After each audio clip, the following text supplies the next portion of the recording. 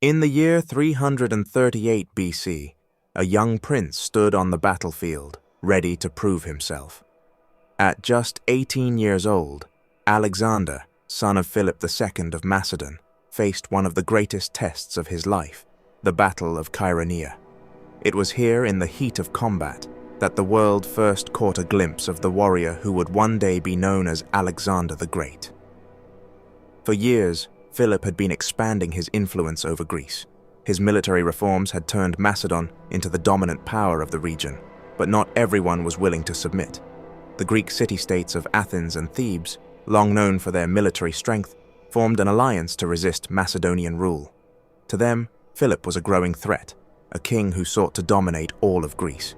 They believed that by joining forces, they could put an end to his ambitions. The battlefield was set at Chaeronea, a small town in central Greece, where the armies of both sides met for a decisive confrontation.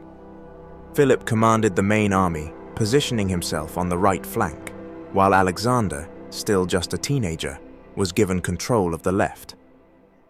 Opposing him was the Sacred Band of Thebes, an elite force of 300 warriors, known for their discipline and bravery.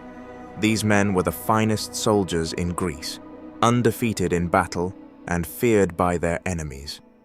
For Alexander, this was not just another fight.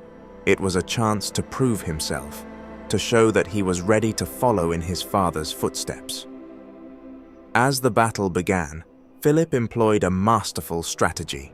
He knew that the Greek alliance would expect a direct confrontation, but instead, he ordered his right flank to slowly retreat. To the Athenians, it looked like the Macedonians were falling back in fear, and they rushed forward to press the attack. But this was exactly what Philip wanted. By luring them in, he stretched their lines thin and exposed their flanks. Then, at the perfect moment, Philip gave the signal. The retreating Macedonians suddenly stopped and counterattacked with full force. At the same time, Alexander saw his opportunity. With his cavalry and elite infantry, he led a direct charge into the Theban lines. The impact was devastating. The Sacred Band, known for never backing down, fought with unmatched determination. But Alexander and his men pressed on. The clash was brutal. Swords clashed, spears shattered, and the ground was soaked in blood. Yet Alexander fought with skill and aggression, breaking through the enemy formation. One by one, the Theban warriors fell. They refused to surrender, choosing to fight to the last man. But the outcome was inevitable. Alexander had shattered the strongest unit on the battlefield, proving his ability as a commander. With the Thebans defeated and the Athenians in full retreat, the battle was won. The Greek alliance had been crushed, and Macedon had asserted its dominance over Greece. For Philip, this victory marked the end of Greek resistance.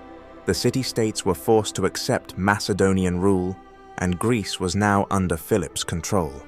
But for Alexander, this was only the beginning. At just 18, he had shown the world his potential. His bravery, leadership, and tactical genius had been on full display. This was his first taste of real battle, and it would not be his last. In just a few years, Alexander would ascend to the throne and embark on one of the greatest military campaigns in history. But it was here, at Chaeronea, that his legend truly began. The boy had become a warrior. The prince had proven himself a leader, and soon the world would know him as a conqueror, the one who would change history forever.